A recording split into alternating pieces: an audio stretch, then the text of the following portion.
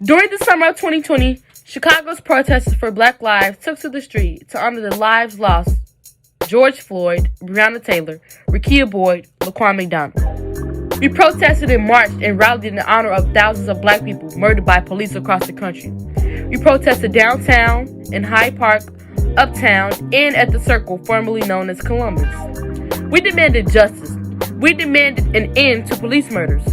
We demanded that Chicago make Black Lives Matter, and we demanded defunding of CPD. CPD responded to our demands with brutal violence. While we were protesting to demand change, CPD used batons to beat us over the head, targeted our leaders with violent assaults, sprayed us with pepper spray and tear gas, causing us to gag and choke during the middle of a pandemic, chased us and threw us to the ground, trapped us and refused to let us go home, and even arrested some of us on false charges. The Chicago Police Department tried to silence us. They tried to stop our movement, but we can't be silenced.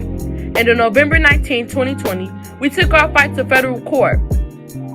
Protesters for Black Lives filed a historic lawsuit seeking to hold accountable the Chicago police officers who brutalized us. We are Black-led, but our collective represents the diversity of this summer's uprisings. We are from every part of the city. We include experienced organizers and people who took to the streets for the first time this summer. Superintendent Brown is responsible for what happened to us. He brags on social media about standing shoulder to shoulder with police officers during a protest where CPD was aggressive and violent towards peaceful protesters. He didn't hold accountable officers caught on tape using lethal force against protesters. We're suing him to make him accountable to us. We're also demanding that the city of Chicago serve us justice.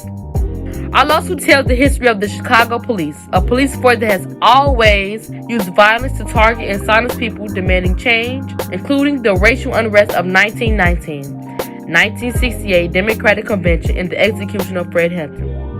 CPD's legacy of violence continues to this day. A federal court monitor has documented that CPD ignores its own rules and violates its own policies. No wonder that CPD thought that they could get away with leaving protesters beaten and bloodied. They always get away with it. CPD hasn't changed for 100 years. CPD will never change. That's why we must defund CPD. That's why we need mental health providers and not CPD to show up when someone is in crisis.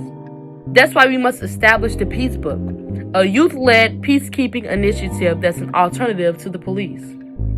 Organizers involved in this lawsuit include members from the Let Us Breathe Collective, Black Lives Matter Chicago, GoodKids MadCity, and Brighton Park Council.